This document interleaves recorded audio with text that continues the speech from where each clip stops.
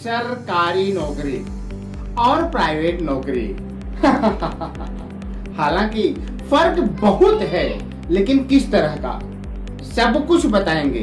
आपके दिमाग में पनप रहे हर एक सवाल के जवाब से आपको रूबरू भी कराएंगे। बस बने रहिएगा हमारे साथ, क्योंकि हम नहीं करते इधर उधर की बात। हमारे YouTube चैनल पर होती है सिर्फ और सिर्फ काम की बातें। तो आइए अब शुरू करते हैं। नमस्कार दोस्तों, मैं अमित दुबे आप सभी का हार्दिक स्वागत करते हैं। दोस्तों, एक एक छोटे छोटे टुकड़ों में हम इस वीडियो को लेकर चलेंगे। सबसे पहले हम सरकारी नौकरी के बारे में बात करेंगे, उसके बाद हम प्राइवेट नौकरी के बारे में बात करेंगे। तो चलिए सबसे पहले हम सरकारी नौकरी के बारे में बात करते हैं और जानते हैं कि सरकारी नौकरी में काम करने के घंटे, सरकारी नौकरी में काम करने के घंटे फिक्स होते हैं, जो सामान्यतः 8 घंटे होते हैं। सिर्फ एक टीचर की नौकरी ऐसी होती है जिसमें 6 घंटे की ड्यूटी होती है। बाकी लगभग सभी सरकारी नौकरियों में ड्यूटी का समय सामान्यतः 8 घंटे ही होता है। बात थोड़ी कड़वी है, क्या दोस्तों? बात थोड़ी कड़वी है, शायद सरकारी कर्मचारियों को थोड़ी बुरी भी लगे, लेकिन यह काफी हद तक सच भी है कि ज्यादातर वे अपने 8 घंटे की ड्यूटी में भी पूरी तरह से काम नहीं करना चाहते हैं। वे अपनी सीट पर तो मौजूद होते हैं, लेकिन पूरी तरह से अपने काम पर ध्यान नहीं देते हैं। हालांकि सभी सरकारी कर्मचारी आलसी और कामचोर नहीं होते, लेकिन ज्यादातर इस श्रेणी में आते हैं। और आगे बढ़ते हैं और अब जानते हैं कि सरकारी नौकरियों में काम करने का तरीका क्या होता है। दोस्तों, ज्यादातर सरकारी नौकरियों में कर्मचारी लोग काम को बोझ ही समझते हैं, क्योंकि उनका मानना होता है कि उन्हें जितना परिश्रम करना था वह उस नौकरी को हासिल करने में ही कर चुके हैं। अब तो उन्हें सिर्फ फॉर्मेलिटी पूरी करनी है और तनख्वाह लेनी है। यह बात मैं एक टीचर की जुबान से प्रत्यक्ष सुन चुका हूं और मुझे इस बात को सुनने के बाद बड़ा ही ताज्जुब हुआ कि हमारे देश के टीचरों की अगर ऐसी सोच होगी तो हमारे बच्चों के भविष्य का क्या होगा। एक बार मैं दिल्ली मेट्रो में सफर कर रहा था। मेरे बगल में 2 सरकारी कर्मचारी बैठे हुए थे, जिनके पास एक चार्ट नुमा कुछ था जो शायद उनके विभाग के छुट्टियों का लिस्ट था, जिसे देखकर वे दोनों ही पूरे साल की छुट्टियों का हिसाब किताब लगा रहे थे। उनमें कुछ छुट्टियां ऐसी भी थी जो संडे को पड़ रही थी, जिसके बारे में वे दोनों बात कर रहे थे कि इस छुट्टी का तो नुकसान हो गया। हाँ दोस्तों, मुझे भी अपना सफर काटना था और अपनी कान को उनकी बातों को सुनने में लगा दिया। परिणामतः उनकी सभी बातों को सुनने के बाद मुझे जो लगा कि सरकारी कर्मचारी एक नंबर के आलसी और कामचोर होते हैं। हालांकि सभी सरकारी कर्मचारी ऐसे नहीं होते, लेकिन ज्यादातर होते हैं। हाँ दोस्तों, और आगे बढ़ते हैं और अब जानते हैं कि सरकारी नौकरियों में काम के बदले वेतन कैसे कितने मिलते हैं। दोस्तों, सरकारी नौकरी में लोगों को अच्छा वेतन मिल जाता है, जो कर्मचारी के पदानुसार होता है, और यह लगभग 20,000 से लेकर 3 लाख रुपए तक हो सकता है। हालांकि इससे ऊपर सबसे ज्यादा वेतन भारत के राष्ट्रपति का होता है, जो 5 लाख रुपए है, लेकिन वे किसी के नौकर नहीं बल्कि देश के राजा की उपाधि से नवाजे जाते हैं। दोस्तों, और आगे बढ़ते हैं और अब सरकारी नौकरियों में समयानुसार सरकारी नौकरियों में समयानुसार सामान्यतः सभी कर्मचारियों के वेतन बढ़ते रहते हैं, सरकारी भत्ते मिलते हैं और प्रमोशन भी होता है। और जब से 6ठा वेतन आयोग आया है, तभी से उनकी बल्ले बल्ले हो गई है, क्योंकि इसके बाद से ही सरकारी कर्मचारियों के वेतन में अच्छी खासी बढ़ोतरी हुई है। हाँ दोस्तों, और आगे बढ़ते हैं और अब जानते हैं कि सरकारी नौकरियों में सुरक्षा की गारंटी क्या होती है। सरकारी नौकरियों में जो सबसे खास बात होती है वह होती है सुरक्षा की गारंटी, जिसके अंतर्गत जीवन भर नौकरी की गारंटी, रिटायरमेंट के बाद ग्रेच्युटी और पेंशन की सुविधा, जिसकी वजह से कर्मचारियों को पूरा जीवन सुरक्षित रहता है। और यही कारण है जो कि भारत का ज्यादातर नागरिक सरकारी नौकरी पाना चाहता है। हाँ दोस्तों, और आगे बढ़ते हैं और अब जानते हैं हम कि प्राइवेट नौकरी में क्या कैसे? जैसे अभी हमने सरकारी नौकरी के बारे में जाना, बिल्कुल उसी तरह उसी की कॉपी हम सरकार प्राइवेट नौकरी के बारे में भी जानेंगे। काम करने के घंटे, क्या प्राइवेट नौकरी में काम करने के घंटे, प्राइवेट नौकरियों में काम करने के घंटे फिक्स नहीं होते। यह 8 घंटे से लेकर 12 घंटे तक हो सकते हैं और यह इस बात पर भी निर्भर करता है कि वह फर्म किस टाइप का है। अगर फैक्ट्री या कोई बड़ी कंपनी है तो 8 घंटे, कोई ऑफिस या कंपनी बड़ा शोरूम है तो 10 घंटे और कोई छोटी फर्म या दुकान है तो 12 घंटे तक भी यह समय हो सकता है। जैसे चौकीदार या ड्राइवर आदि की नौकरियों में ज्यादातर 12 घंटे की ड्यूटी होती है और उस कर्मचारी को आने जाने में भी कुछ समय लगता है। अनुमानतः उसे कुल 14 से 15 घंटे तक का समय देना पड़ सकता है। हाँ दोस्तों, और आगे बढ़ते हैं और अब जानते हैं कि प्राइवेट नौकरियों में काम करने का तरीका क्या है। दोस्तों, प्राइवेट नौकरियों में काम करने वाले जो होते हैं, क्या प्राइवेट नौकरियों में काम करने वालों को सिर्फ एक ही तरीके का काम नहीं करने होते, बल्कि अपने मुख्य काम के साथ ही अन्य काम भी करने पड़ते हैं जैसा उनका मालिक चाहता है। जैसा कि एक कहावत है कि नौकरी के 9 काम 10वां हांजी, और अगर वह हांजी नहीं करता है तो उसकी नौकरी खतरे में पड़ जाती है। हाँ दोस्तों, अर्थात दिन भर तो उसने काम किया ही, लेकिन जाते जाते भी उसे कोई अन्य काम करने पड़ सकते हैं जो उसके काम के हिस्से में नहीं आते हैं, फिर भी उसे करने ही पड़ते हैं, नहीं तो मालिक जी नाराज हो जाएंगे और उनकी नाराजगी उस कर्मचारी पर भारी पड़ सकती है। अब बेचारा कर्मचारी मरता क्या ना करता, लाख चाहते हुए भी वह उस काम को करने से इनकार नहीं कर सकता। आखिर रोजी रोटी का सवाल है भाई। दोस्तों, और आगे बढ़ते हैं और अब जानते हैं कि प्राइवेट नौकरियों में काम के बदले वेतन कितने मिलते हैं। मुंबई और दिल्ली जैसे शहरों में प्राइवेट नौकरियों में काम करने वाले कर्मचारियों की सैलरी कुछ इस प्रकार की होती है। दुकान या शोरूम में काम करने वालों की सैलरी 8,000 रुपए से लेकर 25,000 रुपए तक अलग अलग पदानुसार हो सकती है। कॉल सेंटर या ऑफिस में काम करने वालों की सैलरी 8,000 से लेकर 40,000 तक पदानुसार हो सकती है। एक फैक्ट्री में काम करने वाले कर्मचारियों से लेकर मैनेजर तक की सैलरी 8,000 से लेकर 1 लाख या 1.5 लाख तक पदानुसार हो सकती है।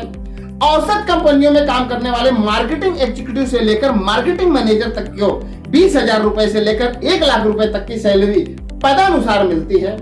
मल्टीनेशनल और आईटी कंपनियों में काम करने वालों को लगभग 20,000 से लेकर 3 लाख रुपए महीने तक की सैलरी पदानुसार, साथ ही अन्य जरूरी सुविधाएं भी मिलती हैं। बड़ी कंपनियों में जैसे टाटा, बिरला, अंबानी, अडानी, डिप्रो, डाबर, हिंदुस्तान लीवर आदि में बहुत ही अच्छी सैलरी तो मिलती ही है, साथ ही अन्य सुविधाएं भी मिलती हैं। बड़े कंपनियों में सीनियर पदों पर विराजमान लोगों को कई लाख रुपए तक महीना वेतन मिलता है, जो शायद भारत के राष्ट्रपति की सैलरी से ज्यादा होती है। साथ ही गाड़ी, बंगला समेत तमाम जरूरी सुविधाएं भी मिलती है। हाँ दोस्तों, और आगे बढ़ते हैं और अब जानते हैं कि प्राइवेट नौकरियों में सुरक्षा की गारंटी क्या होती है। दोस्तों, प्राइवेट नौकरियों में सुरक्षा की कोई भी गारंटी नहीं होती, बल्कि उनकी नौकरी उनके मालिक की कृपा दृष्टि पर ही निर्भर रहती है। जब तक वे काम के लायक हैं और अपने मालिक की दया दृष्टि पर निर्भर होते हैं, तभी तक उनकी नौकरी भी होती है। लेकिन जब वे काम की दृष्टि से और अपने मालिक की दृष्टि से कमजोर पड़ जाते हैं तो उन्हें बाहर का रास्ता दिखा दिया जाता है। प्राइवेट नौकरियों में रिटायरमेंट के समय अलग अलग प्रावधान होते हैं और वह इस बात पर निर्भर करता है कि कंपनी या फर्म का आकार और नियम क्या है। किसी कंपनी में फंड और ग्रेजुटी आदि की सुविधा होती है, तो किसी में सिर्फ ग्रेजुटी ही होती है, तो किसी में कुछ भी नहीं होता। तो कहीं कहीं पर मालिक और नौकर के संबंधों पर भी बहुत कुछ निर्भर होता है। कुल मिलाकर देखा जाए तो प्राइवेट नौकरियों में ढाक के 3 पात वाली कहानी होती है कि जहां जो फिट बैठा वही ढर्रा अपना लिया। सब कुछ वहां के मालिक के मिजाज पर निर्भर होता है, वही जो चाहे कर सकता है। अगर मालिक सभ्य और दयालु किस्म का है तो कर्मचारियों की बल्ले बल्ले, लेकिन अगर वह क्रूर सिंह जैसा हैवान है तो उसके नौकरों की तल्ले तल्ले। इसीलिए तो कहा गया है कि नौकरी हो तो सरकारी, नहीं तो बेच लो तरकारी। हाँ दोस्तों, और आगे बढ़ते हैं और अब जानते हैं कि सरकारी और प्राइवेट नौकरी में कौन सी नौकरी ज्यादा बेहतर है। जैसे हर एक क्षेत्र में और उनके काम में कुछ सकारात्मक तो कुछ नकारात्मक पहलू होते हैं। बिल्कुल उसी तरह सरकारी और प्राइवेट नौकरियों में भी होते हैं। और वह क्या है, आइए जानते हैं इनके बारे में। सबसे पहले हम जानेंगे सरकारी नौकरी के बारे में। दोस्तों, सरकारी नौकरी में सुकून सुरक्षा तो मिलती है। क्या सुकून और सुरक्षा तो सरकारी नौकरी में मिलती है, लेकिन अगर देखा जाए तो तरक्की बहुत ही सीमित होती है। पर कैसे, आइए जानते हैं। अगर आपको सुकून चाहिए, जीवन में ज्यादा टेंशन नहीं चाहते हैं, क्या अगर आपको सुकून चाहिए और जीवन में ज्यादा टेंशन नहीं चाहते हैं, एक शांत, सीमित और सुरक्षित जीवन जीते हुए आराम से बुढ़ापा काटते हुए इस दुनिया से विदा होना चाहते हैं, तो आपको सरकारी नौकरी में जाना चाहिए। लेकिन एक बात याद रखें कि आप जीवन भर एक सीमित इंसान ही रह जाएंगे, क्योंकि जब तक जीवन में प्रेशर और टेंशन नहीं होगा तब तक इंसान कुछ नया या फिर बेहतर करने की कोशिश नहीं करेगा। इसलिए जीवन में कोई बड़ा मुकाम भी हासिल नहीं कर पाएगा। हाँ दोस्तों और आगे बढ़ते हैं और अभी हम इसी को लेकर चल रहे हैं। क्या आपने किसी भी सरकारी कर्मचारी को, ध्यान से सुनिएगा इस बात को दोस्तों, ध्यान से सुनिएगा, यह एक बहुत ही जरूरी सूचना भी हो सकती है आपके लिए और सोचने के लायक ये एक प्रश्न भी हो सकता है कि क्या आपने किसी भी सरकारी कर्मचारी को अपने जीवन में कोई बड़ा मुकाम हासिल करते हुए देखा है?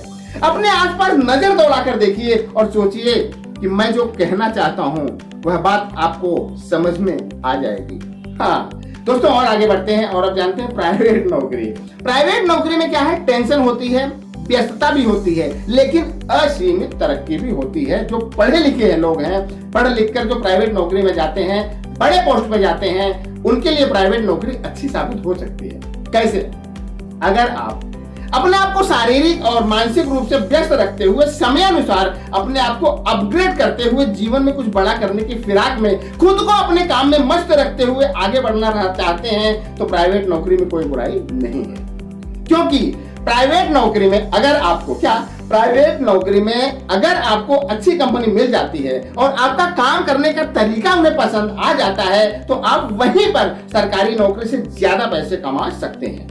जिसके पीछे का कारण यह भी है कि प्राइवेट नौकरियों में काम का काफी प्रेशर रहता है और उन्हीं प्रेशरों की वजह से व्यक्ति कुछ ना कुछ नया और बेहतर करने की कोशिश करता है। और इंसान जब कुछ नया और बेहतर करने की कोशिश करता है तो वह उसमें काफी हद तक कामयाब भी हो जाता है। फर्क सिर्फ इतना है कि कोई ज्यादा तो कोई कम, लेकिन कोशिश करने से ही इंसान आगे बढ़ता है। हाँ दोस्तों हमने इस वीडियो के माध्यम से सरकारी और प्राइवेट नौकरियों के अंतर के बारे में बताया है, जो कि हमने अपने जीवन के अनुभव से प्राप्त किया है, जिससे यह ज्ञात होता है कि सरकारी नौकरी और प्राइवेट नौकरी में बहुत अंतर है। क्योंकि सरकारी नौकरी बहुत ही सुरक्षित होता है, बल्कि उसके मुकाबले प्राइवेट नौकरी करना उतना सुरक्षित नहीं होता है। लेकिन एक बात यहाँ पर मैं आपसे यह भी कहना चाहूंगा कि हर किसी को तो सरकारी नौकरी नहीं मिल सकता ना, और वैसे भी प्राइवेट नौकरी भी बुरी नहीं होती, क्योंकि इसमें आपकी काबिलियत आपको जमीन से आसमान तक ले जा सकती है और आप एक दिन अपना खुद का व्यापार भी कर सकते हैं। भारत में सरकारी महकमे में सबसे ज्यादा सैलरी भारत के राष्ट्रपति की होती है, जो 5 लाख रुपए महीना होता है। लेकिन अगर आप अपने टीवी में दिखने वाले न्यूज चैनल के एंकरों की सैलरी सुनेंगे तो आपके होश उड़ जाएंगे। 10 लाख, 20 लाख, 25 लाख, इससे ज्यादा भी।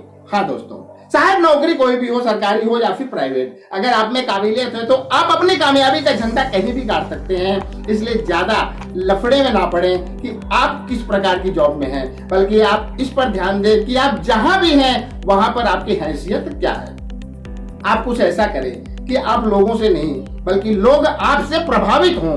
अब चाहे वह सरकारी नौकरी हो या फिर प्राइवेट, कोई भी हो, जगह कोई भी हो, कहीं का क्यों ना हो, आप जहां भी जाएं बस छा जाएं। हाँ दोस्तों, अब कहां काम करते हैं, क्या आप कहां काम करते हैं? सॉरी दोस्तों, आप कहां काम करते हैं यह उतना महत्वपूर्ण नहीं है, बल्कि आप कैसे और किस तरह से काम करते हैं यह ज्यादा महत्वपूर्ण है। वही आपकी कामयाबी का जरिया भी बनता है। अगर आप अपने दिमाग को सही तरीके से सही जगह फोकस करते हैं अपने काम में, तो आप कहीं भी किसी भी क्षेत्र में कामयाबी हासिल कर सकते हैं। हाँ दोस्तों, लोगों ने किया है तो आप क्यों नहीं कर सकते? दोस्तों आशा करता हूं कि यह वीडियो आपके जनरल नॉलेज को पहले से और बेहतर बनाएगा, साथ ही आपको बुद्धिजीवियों की श्रेणी में लेकर जाएगा। तो आज के लिए सिर्फ इतना ही। अगले वीडियो में हम और आप फिर मिलेंगे किसी नए टॉपिक के साथ। तब तक के लिए जय हिंद, जय भारत।